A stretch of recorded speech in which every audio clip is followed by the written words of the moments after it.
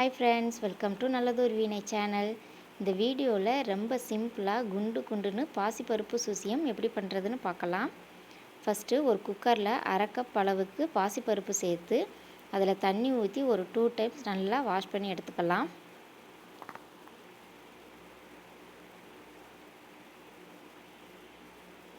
நல்லா கழுவின பிறகு எந்த கப்பால் பருப்பு எடுத்தோமோ அதே கப்பால் 2 கப் அளவுக்கு தண்ணி சேர்த்துட்டு குக்கரை மூடி அடுப்பில் வச்சு மீடியம் ஃப்ளேமில் ஒரு 2 விசில் விட்டு எடுத்துக்கலாம்.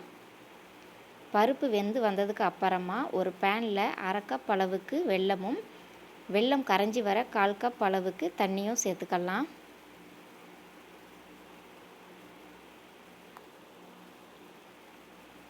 நல்ல வாசனைக்காக 3 ஏலக்காவையும் தட்டி சேர்த்துக்கலாம்.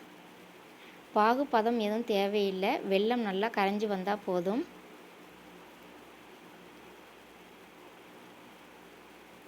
வெல்லம் நல்லா கரைஞ்சி வந்துருச்சு. இப்போ ஒரு தடவை நல்லா மிக்ஸ் பண்ணிவிட்டு ஸ்டவ் ஆஃப் பண்ணிடலாம். குக்கரில் ஸ்டீமெல்லாம் ரிலீஸ் ஆயிடுச்சு. இப்போ ஓப்பன் பண்ணி பார்க்கலாம். பாசிப்பருப்புமே சூப்பராக வெந்து வந்திருக்கு. இப்போ இது ஒரு தடவை நல்லா மிக்ஸ் பண்ணிக்கலாம். அடுத்ததாக ஒரு கடாயில் 2 ஸ்பூன் அளவுக்கு நெய் சேர்த்துக்கலாம். நெய் சூடானதும் அரை கப் அளவுக்கு தேங்காய் துருவல் சேர்த்து 2லேருந்து 3 நிமிஷத்துக்கு மீடியம் ஃப்ளேமில் நல்லா வறுத்து விட்டுறலாம். அடுத்ததாக நாம் காய்ச்சி வச்சுருக்கிற வெள்ளை கரைசலையும் வேக வச்சு வச்சுருக்கிற பாசிப்பருப்பையும் சேர்த்துக்கலாம். பாசிப்பருப்பை ரொம்ப மசிக்க வேண்டிய அவசியம் இல்லை. பருப்பு 1-2 இருந்தாலும் ஒன்றும் பிரச்சனை இல்லை, அது டேஸ்ட்டாக தான் இருக்கும். இப்போது இது எல்லாம் ஒன்று சேர்ந்து வர்ற மாதிரி நல்லா கலந்து விட்டுறலாம். அடுப்பை மீடியம் டு ஹை ஃப்ளேமில் வச்சு அடிக்கடி நல்லா கலந்து கொடுத்துக்கிட்டே இருங்க. இனிப்பு கொஞ்சம் கம்மியாக தெரிகிறதுனால நான் கூட 2 ஸ்பூன் அளவுக்கு நாட்டு சர்க்கரை சேர்த்து கலந்து விட்டுக்கிட்டேன். 3/4 கப்பில் இருந்து 1 கப் வரைக்கும் நீங்கள் வெல்லம் சேர்த்துக்கிட்டால் இனிப்பு போதுமானதாக இருக்கும். 1 கப் சேர்த்திங்கன்னா ரொம்ப தித்திக்கிற மாதிரி இருக்கும்.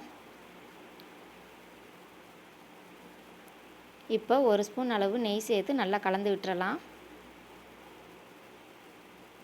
நாம் சேர்த்துருக்கிற தேங்காய், வெல்லம், பருப்பு எல்லாமே ஒன்று சேர்ந்து நல்லா உருண்டு திரண்டு வந்ததுக்கு அப்புறமா ஸ்டவ் ஆஃப் பண்ணிவிட்டு அப்படியே ஆற விட்டுறலாம்.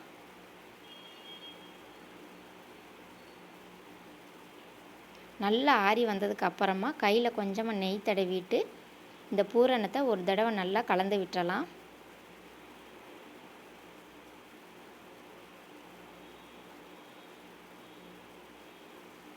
எந்த சைஸில் பூரணம் வேணுமோ அதுக்கு ஏற்ற மாதிரி நாம் உருண்டை பிடிச்சி வச்சுக்கலாம். அதுக்கு முன்னாடி கையில் கொஞ்சமாக நெய் தடவிட்டு உருண்டை பிடிச்சிங்கன்னா அழகாக வரும்.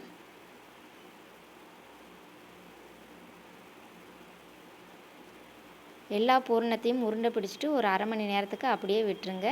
இன்னும் நல்லா கெட்டியாகி வரும். அடுத்ததாக ஒரு பாத்திரத்தில் 1 கப் அளவுக்கு இட்லி மாவு எடுத்து வச்சுருக்கேன். மாவை நல்லா இழுத்து பிடிக்கிறதுக்காக 2 ஸ்பூன் அளவு மைதா மாவும் 1 ஸ்பூன் அளவு சர்க்கரையும் சேர்த்துருக்கேன். இப்போ இதை கட்டி இல்லாமல் நல்லா கலந்து விட்டுறலாம்.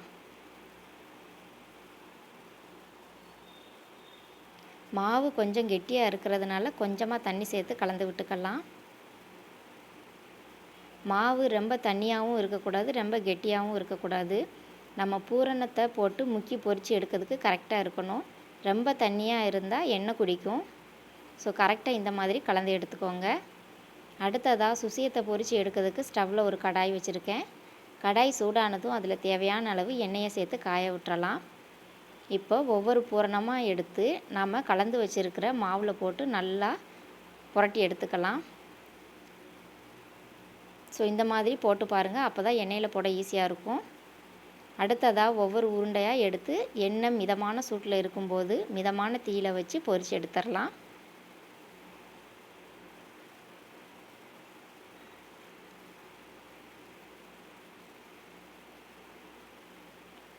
அடுப்பை லோ டு மீடியம் ஃப்ளேமில் வச்சு நல்லா பொரித்து எடுத்துக்கோங்க.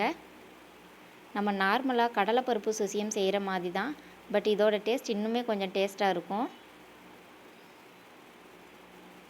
இந்த சுசியம் செய்கிறது ரொம்பவே ஈஸியும் கூட.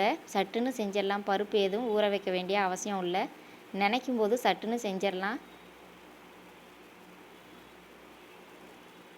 ஸோ 2 பக்கமும் நல்லா திருப்பி விட்டு சுசியம் பொரிஞ்சதுக்கப்புறமா இதை வெளியே எடுத்துடலாம்.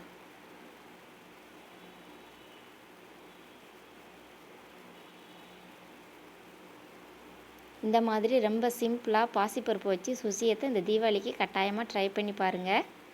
இந்த வீடியோ உங்களுக்கு பிடிச்சதுன்னா லைக் பண்ணுங்கள், ஷேர் பண்ணுங்கள். மறக்காமல் நல்லதொரு வீணை சேனலுக்கு சப்ஸ்கிரைப் பண்ணி கூடவே அந்த பெல் ஐக்கானை கிளிக் பண்ணி வச்சுக்கோங்க. அப்போ தான் நாங்கள் போடுற வீடியோ உடனுக்குடனே உங்களுக்கு வந்து சேரும். மறக்காமல் இந்த தீபாவளிக்கு இந்த சுசியத்தை ட்ரை பண்ணி பாருங்கள். தேங்க்யூ.